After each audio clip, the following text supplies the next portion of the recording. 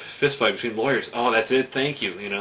I'm so glad our country is a lot safer. But anyway, like I said, just tangents of ideas. So I like to throw history in too. Or should I get back to this guy and him insulting me in the military? But anyways, I mean, it's just when I look at conflicts, I'm looking at okay, well, who's fighting what, and why are they fighting for? What's the purpose? What's going on? And to me, I'm noticing is picking up, and other people have said it too, is that why are we involved in these conflicts? Why are we going here and there? What's who is this or that person? And you look at Saddam Hussein. There's a history of involvement between the U.S. and Iraq.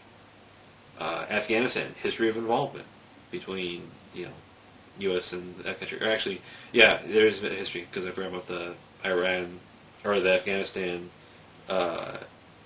Russian War, which was in the 80s, which was Russia's own version of Vietnam. So, but which is pretty ironic when you think about it, how Russia was really supporting North Vietnam, and the U.S. was right there in the face. Like there were troops on the ground occupying South Vietnam, but there was determined resistance from North Vietnam, and determined leadership, and also like popular leadership, and that's who the communists backed, the Russian communists backed, and that's why Northern Vietnam won. So they would boot out America. And in Afghanistan, same thing. Russia controlled all of Afghanistan to like just the border of Pakistan, and that's where it was always contentious. And it's also like I think one of the more primitive areas, but it's more tribal. U.S. was supporting those guys down there.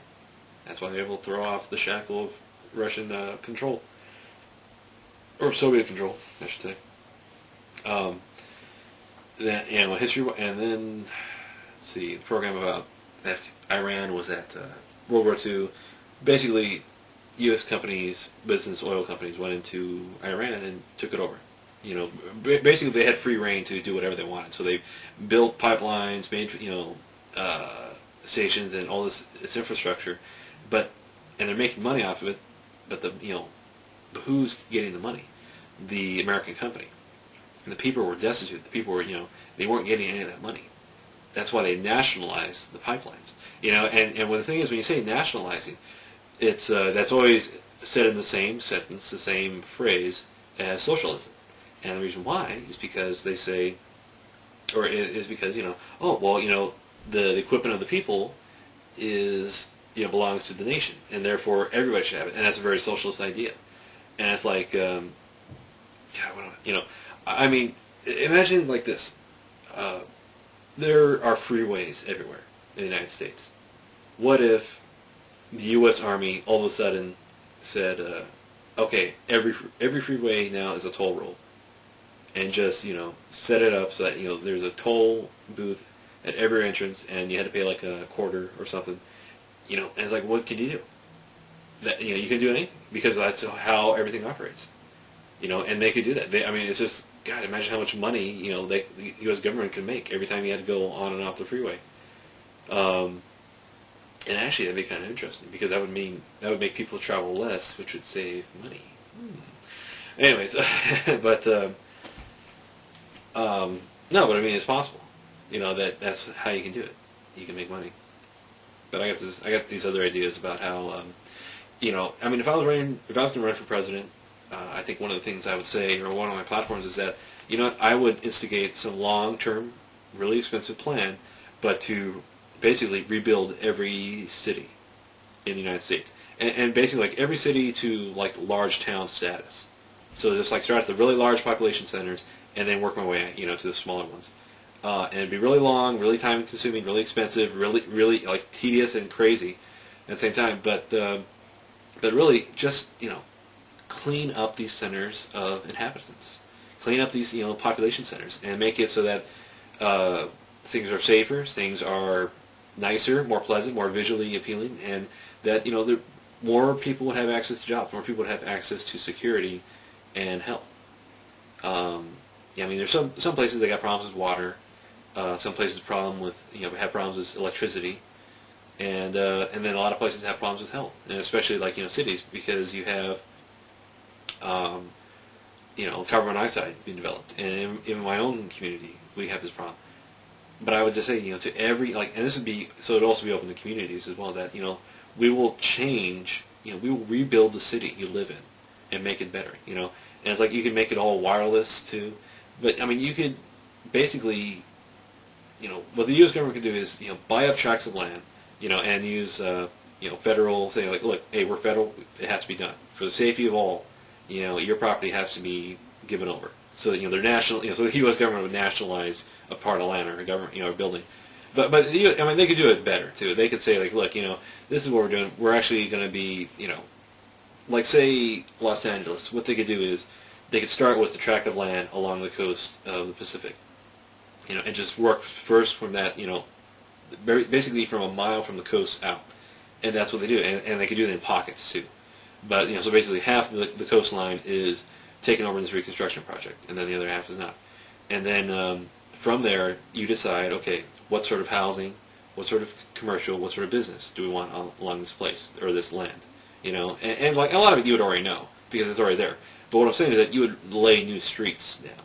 And you'd also, like, you kind of like tear houses down, and you'd excavate, you would remove some mansions, this and that. But I think in a lot of ways, too, you're going to make it a lot safer, a lot better, and make it also so that it's not, there's less risk of health and problems, and also like erosion down the road. Because what we're seeing in California now, especially, California, ladies and gentlemen, is a lot more mountainous than the rest of the country, which is a bit more flat and laid out. And so because of that, we have all this development going on, and especially in San Diego, we're getting a lot of landslides. And it's because the housing is pushing out into these high mountains east of the city. And it's like, you're driving along and, hillside, 5 years later, new houses. So it's kind of shocking, but it's real expensive too. But what I'm saying is that, there's a lot of things, especially like trash related and sewer problems related, but just really like street related too. So, but the other thing you would do is also lay down trolley service, metro, subway service, and they can earthquake proof it in California too, so it could be done there. But you would realize and decide, okay, where do we want apartment buildings? Where do we want places that are business districts or commercial districts, places where like a lot of people would work. Okay, now let's make a trolley system that connects these two places. And because it's like, if you live in an apartment building and then you work at a factory, or some, office building, that's all you need, a metro, some little, moving car that you walk out of your building, less than 5 minutes to get to the subway station, hop on the car, take it to, your place of work, 5-minute walk to work, and it just clears up so much pollution. And when you talk about tree hugging and clean cars and less gas and that, the thing is, there's certain environments where pollution, will actually hang around. And where I live, we really get that because there's a lot of dust in the air. We're in a valley that's actually below sea level. It's a desert, but it's also it doesn't get a lot of moisture. That's because it's desert, But it's we don't get a lot of moisture, so there's a lot of heavy air hanging in the air, and the pollution, the carbon dioxide, actually hangs in the air. So there's a lot of respiratory problems where I live. So it's like we're a very low population area, and in fact, I think it's going to stay low population because of that. But it is getting a little bit bigger, and especially in Mexico, the population is really growing, really developing, and it's like we need our whole little metro system because there's a lot of people driving around, and especially and a lot of business, and just commuters, going across the border. I think it would really help if that would eliminate a lot of that traffic, and it would and then as well a lot of north and south along the different cities traffic. So that's what I'm saying is that for the Los Angeles, how you can change and just help the city, because people want to go to the beach, people want to enjoy their bar on the beach, their restaurant on the beach, and you have that area. So people want to pay more money and live on the beach, you have that as well. And then some businesses require water access, so you got those as well. And I think that that's how you just organize the land that way, and then the government turns it over and sells the land away. They set up some civilian contractor to organize the sales,